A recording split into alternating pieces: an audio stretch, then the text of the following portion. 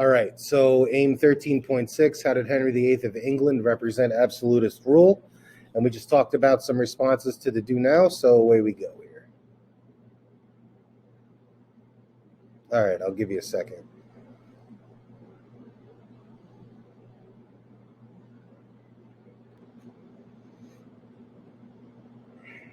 All right, so Henry VIII's brand of absolutism, when we study absolutism in Henry VIII, we're really going to focus on Henry VIII's religion, Henry VIII's relationship with religion, and specifically the church.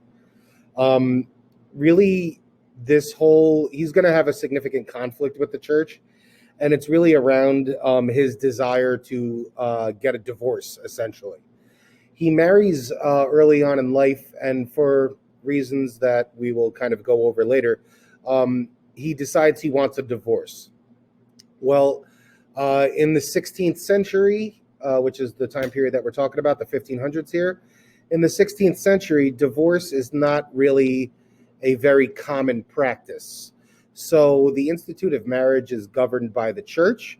So in order for a divorce to be granted, you have to get the blessing of the church. And the Pope, seeing as how the person asking for divorce was of such high profile, was not necessarily inclined to grant the divorce, till death do us part, right? So this incensed Henry VIII and set the stage for the conflict between Henry VIII and the church. And what Henry VIII decides to do is break away from the Catholic Church, take control of religious practices in England himself, and bring the church under the control of the government. Now he makes himself head of the Church of England, and now he decides he doesn't have to ask the Pope permission for a divorce. He can grant himself a divorce. And this is kind of the beginning of Henry VIII's kind of power play, okay? Now, until this time, Catholicism was the dominant religion in all of Europe, pretty much. But if you take a look at the years that we're talking about, and if you go back in time to Protestant Reformation, you're right at the heart of the Protestant Reformation kind of here. So Henry VIII is presented with a unique opportunity where if he breaks away from the Catholic Church, there is another church to kind of join, so to speak. Okay? And that's ultimately what happens. We know, I mentioned when we talked about the Spanish Armada, that England is kind of home base for Protestantism. And this is the beginning of that kind of story where England adopts Protestantism and becomes kind of home base for Protestantism.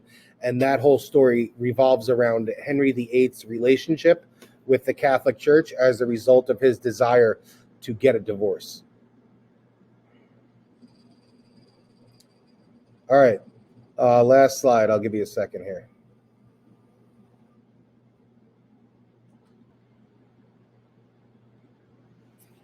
All right, so more than anything else, these are just some vocabulary words that you're going to need for the lesson moving forward.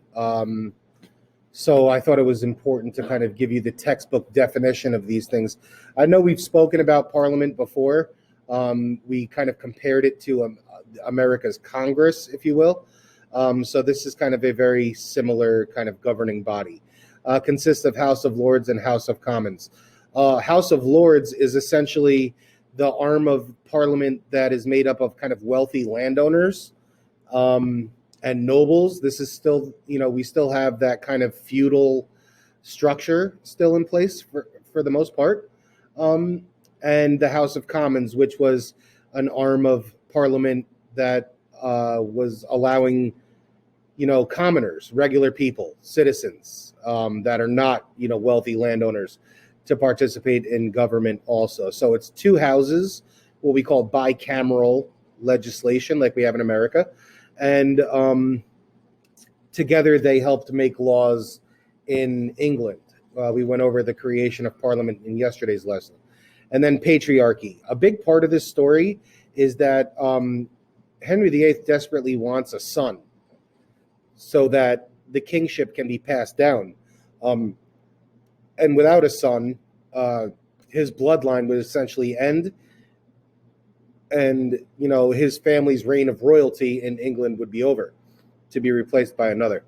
So that's part of it too. So you're going to take a look at a document today, and I don't know if anybody knows anything about Henry VIII, but Henry VIII famously is going to have several wives, many of whom he will have executed for a variety of reasons, and others, who die of natural causes, and then one kind of outlives him. But it's this kind of sordid tale of Henry VIII's kind of search of a male child to continue his bloodline. So that's a big part of it.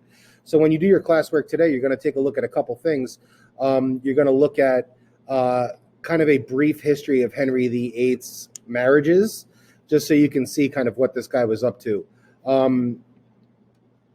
So in case any of you were thinking, wouldn't it be nice to marry into royalty?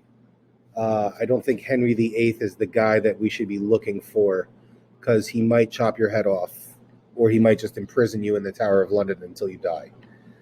So be careful what you wish for. So you'll take a look at that document. There's a worksheet that goes with it. So I'm going to jump in here and assign that to you real quick. Just bear with me a second.